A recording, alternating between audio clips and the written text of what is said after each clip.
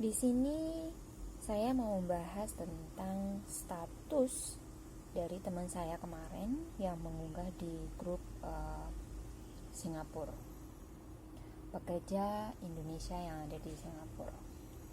Dia mengatakan seharusnya kontrak dia habis di akhir Desember, tapi tiba-tiba si bosnya ini di hari Rabu jam 10 datang ke dapur dan memberitahu bahwa besok si mbaknya ini harus ke klinik buat PCR, dan Jumat katanya dia dipulangkan ke Indonesia.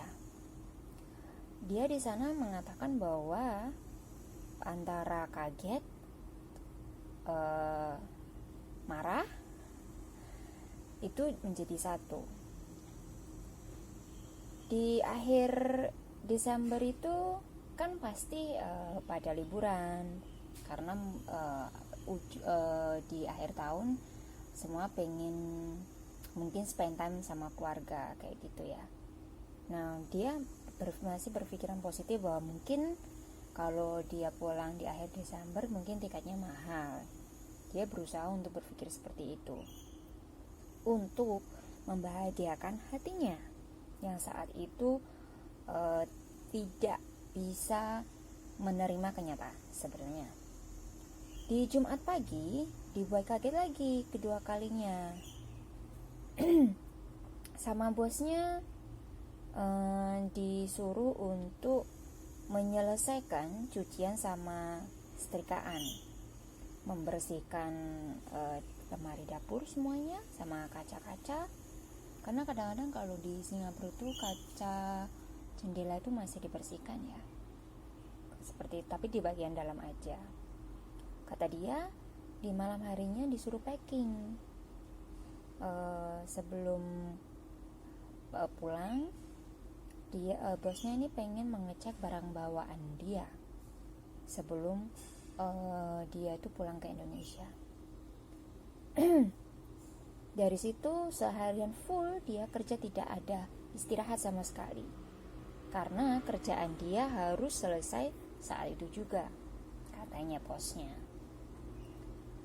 Malam harinya dibuat kaget lagi ketiga kalinya. Katanya besok pagi dia ada meeting si bosnya ini. Setelah itu disuruh packing. Esok harinya disuruh akan dipulangkan. Padahal dia itu sudah bekerja selama 8 tahun di sana. Dan dia kaget bahwa berarti selama dia bekerja di sana 8 tahun itu menurut saya bukan waktu yang sebentar ya kan. Udah selayaknya sudah tahu mengenal karakter satu sama lain. Ibarat kata, kalau si pembantunya ini tidak baik, logikanya tidak mungkin disimpan selama itu, ya kan?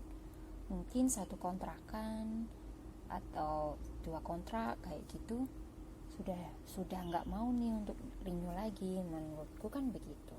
Kalau menurut kalian bagaimana? Dan ternyata kasus seperti ini juga banyak yang mengalami di sana. Ada juga teman-teman yang berkomentar mengalami hal yang serupa, bekerja di bos yang bekerja di bos lama, tapi tidak saat dipulangkan itu, saat pulang detik-detik terakhir itu kadang-kadang pekerjaan tambah banyak, yang biasanya nggak komplain jadi komplain seperti itu. Dan saya pun juga mengalami hal serupa di 8 tahun yang lalu seperti itu. Nah, di sini ada yang berkomentar seperti ini. Bosku yang dulu gitu, pagi udah siap-siap mau ke pasar, ngikut dia jualan, nggak tahu ada apa, badan lagi juga nggak enak, akhirnya nggak kuat muntah-muntah. sorenya agensi datang jemput, padahal kontrak juga tinggal sebulan. Katanya mau renew, tapi ujung-ujungnya dibalikin ke agensi. Sore itu juga pas lagi makan, baru sesuap agen datang bilang harus out dari rumah majikan. Saat itu juga packing juga detik itu.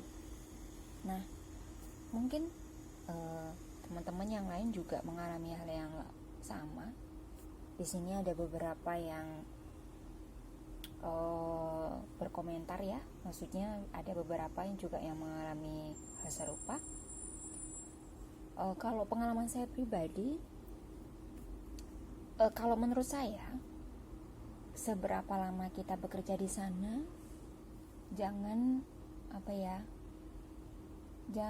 pernah tidak mempersiapkan diri bahwa sewaktu-waktu kita bisa di-kick dari rumah majikan itu, karena kita tidak tahu mood lagi mereka gimana, atau mereka dengar hal apa kayak gitu loh. Karena kadang-kadang ada juga majikan yang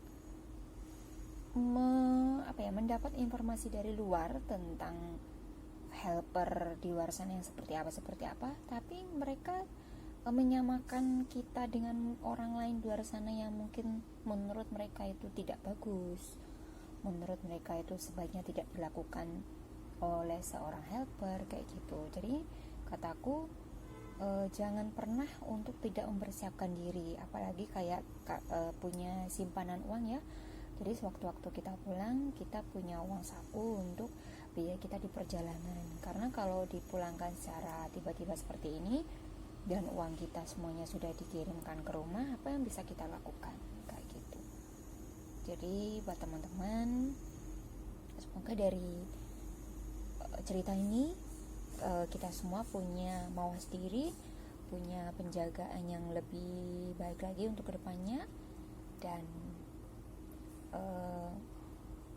mungkin kita bisa mencari tahu, atau mungkin kadang-kadang kalau di posisi seperti ini kita tidak punya chance untuk berkomunikasi atau menanyakan kayak gitu. Kalau menurut kalian seperti apa? Dan ini kisah-kisah mbak-mbak yang lainnya yang mereka mengalami hal yang serupa. Bagikan kisahmu.